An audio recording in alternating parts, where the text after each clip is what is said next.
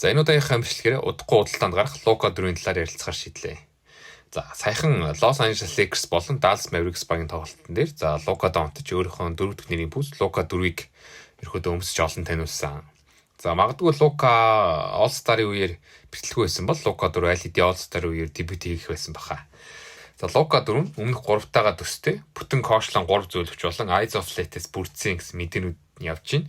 За гэхдээ улыг доороос нь харсан энэ зургаас харахад бол доор нь Air Zoom гэсэн бичиг. Тэг мөн zoom unit байрлсан юм шиг байх юм. За энэний талаар мэдээлэл алга. Гэхдээ энэ zoom unitтэй юм шиг байна. За энэ удаагийн 4-ийнх нь Eyes of Late нь болохоор өмнөх загваруудаас жоохон бага зэрэг ялгаатай гарч өгсөн.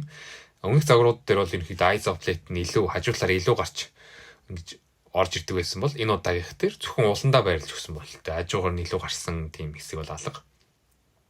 За материал хийцийн хувьд ч гэсэн илүү хөнгөн, илүү энгийн завхартай харагдаж байна. Jordan Brand-ийн сүүлийн гаргасан Tatum 3, Zion 4, Luka 4 гэх мэтчлийн загварууд нь илүү хөнгөн, илүү энгийн материал нь ч гэсэн энгийн материал ашигласан чиг хандлага руу явж байгаа шүү байна. За Luka 4 нь ерөөд $4 сард $130 мөттэйгээр худалдаанд гарах.